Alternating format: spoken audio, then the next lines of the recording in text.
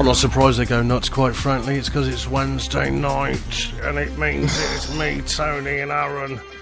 And it means it's the Midweek Wrestle Chat. Hello, Aaron. Oh, hello, buddy. How's it going? I'm all right. Nice and relaxed tonight. Yeah, all good. I'm just decided that I'm going to relax a little bit more on these podcast shows, because I'm usually very much, oh, welcome along, oh my God. So I'm just going to calm myself down a little bit and just talk like we were in a bar. Although if I was in a bar, I would probably be going, mental. Yeah. Just let's start off by saying good evening to Christopher David Jenkins, who over all the time we've done this has not missed one episode. Good evening, Christopher. He's here more often than I am. Yeah. Martin, am I on time? Good evening. Yes, you are, Martin. It's great to have you here. And we're going to kick things off with your song from Aaron Blanchard. Go for it, buddy. Aaron, can you hear me? It looks like we've lost all communication. I'm the man. I am just about ready. Oh, she's the most unprofessional. Right, you're in a cave. What's going on? No, literally, as you started talking, your feed just stopped and went blank on my screen. And you just told me you had a power cut, right? Yeah, we had a power cut about 5 minutes ago, but it was only a quick one. It's fine now. Ladies and gentlemen, Aaron is in a cave. Claire Haycock, evening. I'm on time too this week. It's beautiful to have you here. Has evening, Aaron fallen down a well? Yeah, I'm just going to leave him there. So, Aaron. Hello. When I cue you for something, what do you do? I normally sing. Right. But I couldn't see you for you to cue me. You're still in a well. You're in a well right now. You've got echo all over the place. Echo. So can you please do the introduction for Martin? I said it about 30 seconds ago, and we're still waiting. Okay. Martin, I am so sorry. Are you ready? I thought I wasn't going to sing it anymore. Oh. I'm the Mart, and I'm awesome. I came to pay. There's a price to pay. But on my knees, I came to pay. That's it. I'm done. It was horrible, wasn't it? That's the highlight of my week, I'm afraid. Has Aaron fallen down a well? Yeah, I think this week he needs to be in a well, quite frankly. Bravo, Martin says. Echo, echo, echo, says Christopher. My net ping's messing up, but it's all right. It's come back now, so we should be okay. It's all kicking off. Now, the problem being is, dear Lord, said Janie O, I know, Christopher David Jenkins, the Bishop, is also here, which means his intro needs to be sang. Okay, ladies and gentlemen, I don't know. I don't know what happened. Bishop Bash. What have you done? What? Stop. What? Did you get a delay or something? Can you hear me? Yeah, complete delay. You keep talking really slowly. Ladies and gentlemen, this is a terrible start to the show.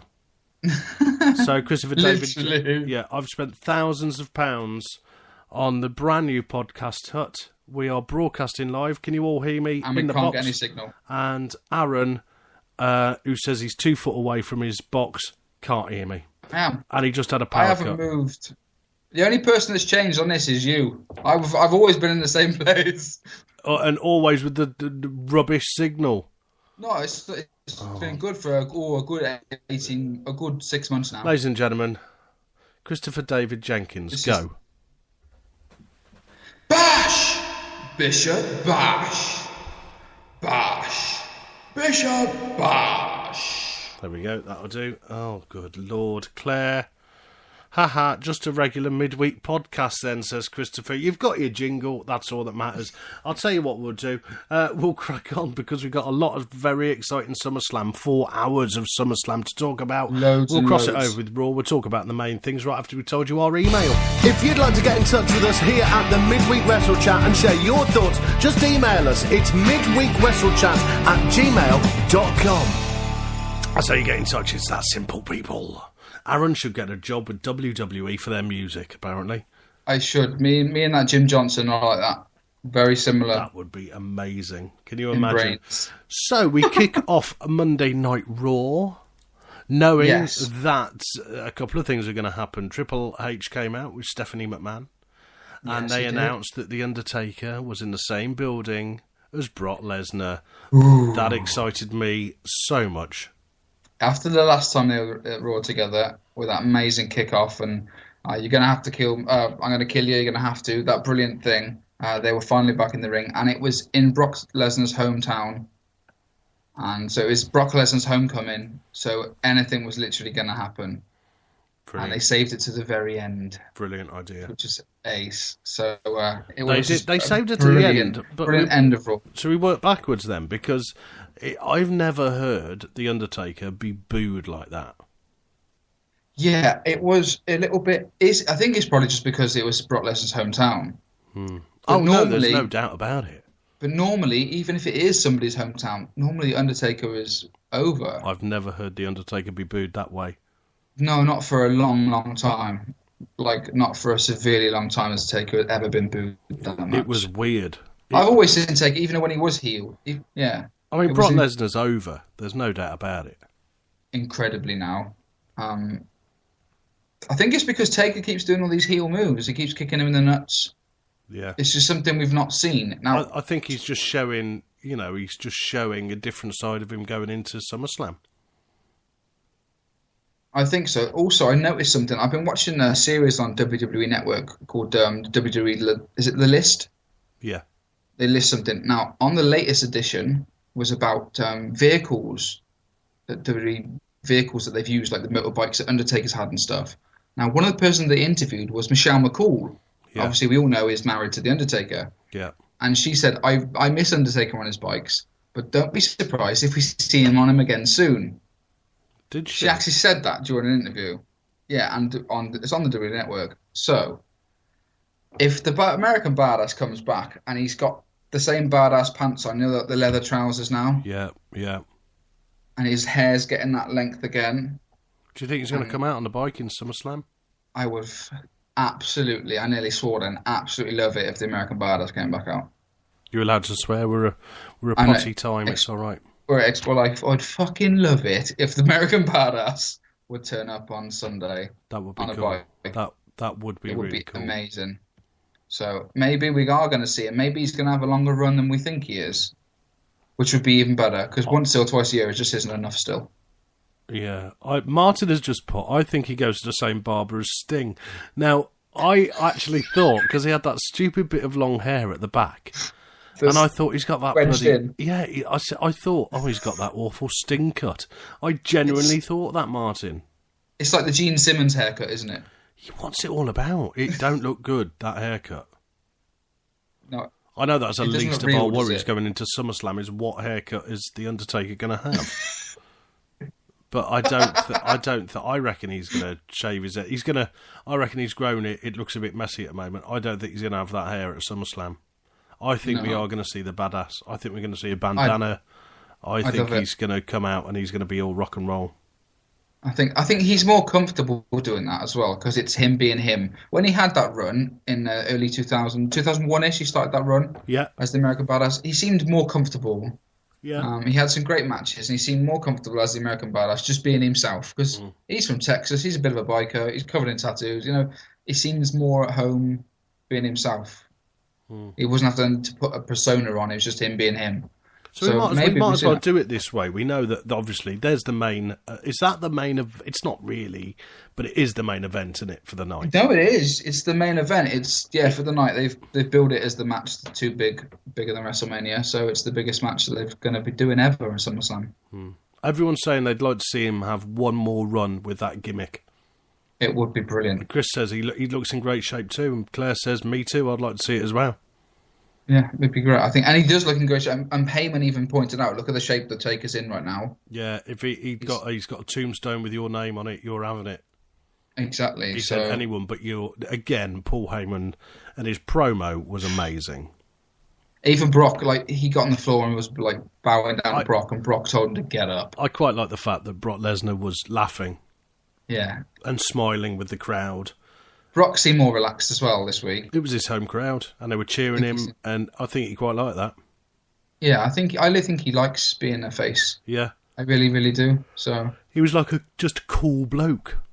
Yeah, chill. good. The fact that he's still an absolute maniac when he wants to be. The Beast.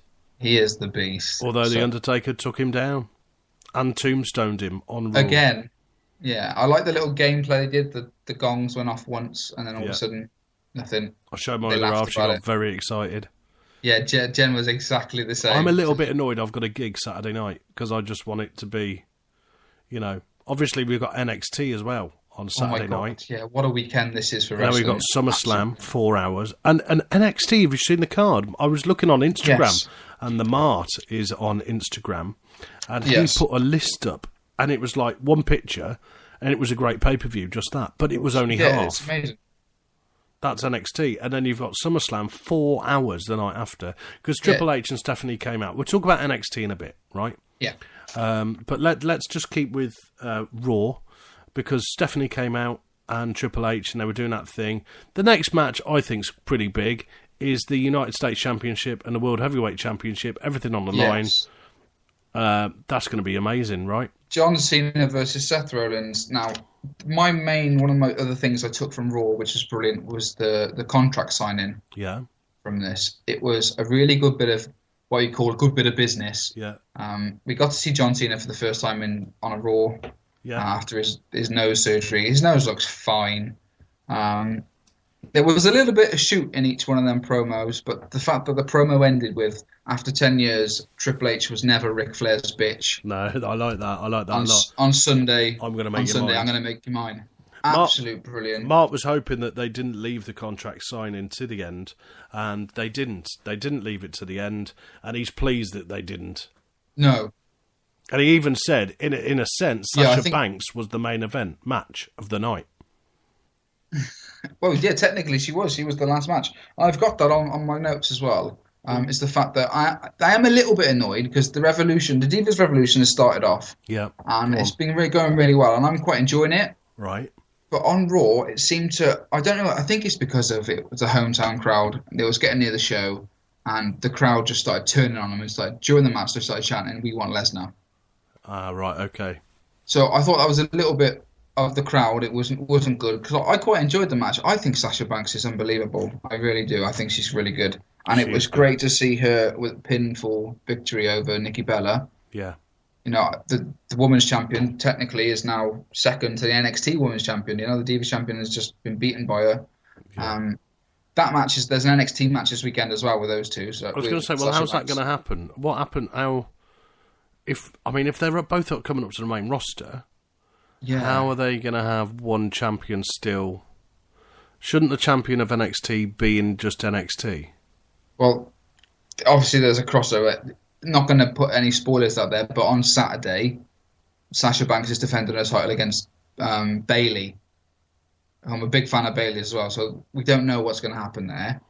But there's also another big match in NXT as well, where I'll go back to that. But it's the women's division, I think, is doing really well.